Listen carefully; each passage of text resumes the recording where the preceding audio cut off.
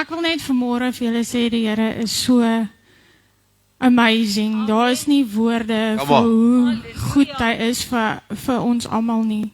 Want elkeen van ons staan op in die oggend, ons het almal klere om aan te trek, ons het 'n dak oor ons kop, ons het kos om te eet. Ons kan hier in hierdie gebou sy naam groot maak, waar ander mense dit nie kan doen nie.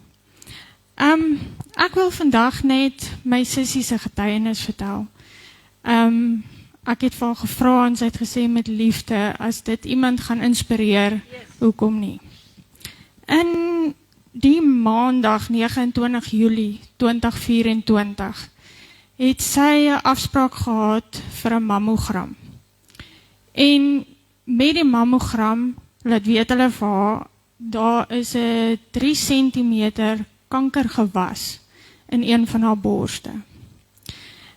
Nou, julle weet hoe gaan dit met kankerpasiënte, die biopsies vat lank, die om by die chemo uit te kom vat lank, maar luister net hoe groot is God.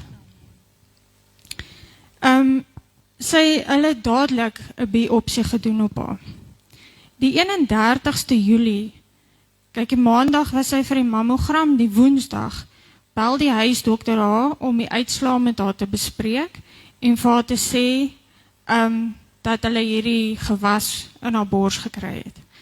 En dit is 'n 3de graad, is 'n triple negatiewe, hoëgraadse, aggressiewe borskanker wat sy gekry het. Die woensdag, dieselfde woensdag, bel die onkoloog haar vir 'n afspraak.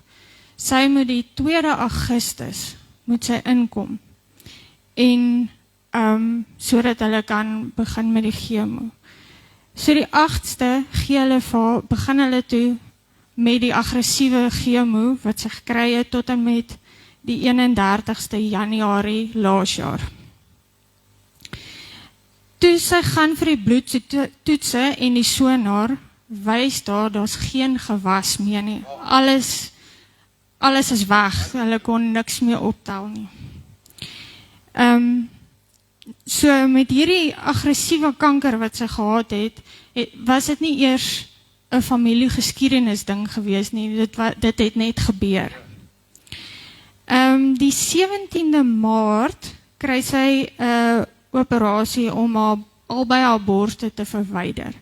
Want omdat hulle nie wil speel met kankerselle wat nog kan agterbly in die weefsel nie, het hulle albei verwyder en weer opgebou.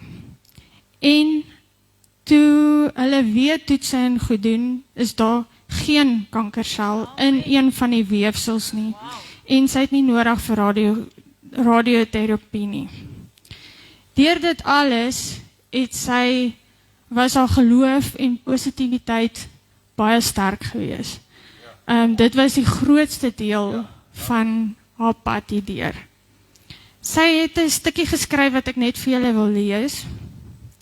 Ek het van die eerste naweek af geweet dat alles sal uitwerk en dat die Here my sal genees om verder in sy plan te werk om mense te help. Sonder my geloof, die liefde en ondersteuning van my gesin, familie en vriende, sou ek nooit geestelik so sterk gewees het nie. Weereens, soos wat Jaco gepraat het, geloof. Hou julle geloof in die Here. Sy sê, ek is vandag 'n sterker mens in vlees en gees. Elke dag vind ek die klein dingetjies in die lewe om voor dankbaar te wees en positief te bly. So, vandag, as jy negatief is en jy ook deur 'n baie moeilike tyd gaan, hou jou oë op die Here. Glo, wees positief. Ek weet dit is nie maklik nie, maar wees positief dat God vir jou gaan deurkom. Want soos die lied vanoggend sê, jy is in die holte van sy hand. Dankie julle.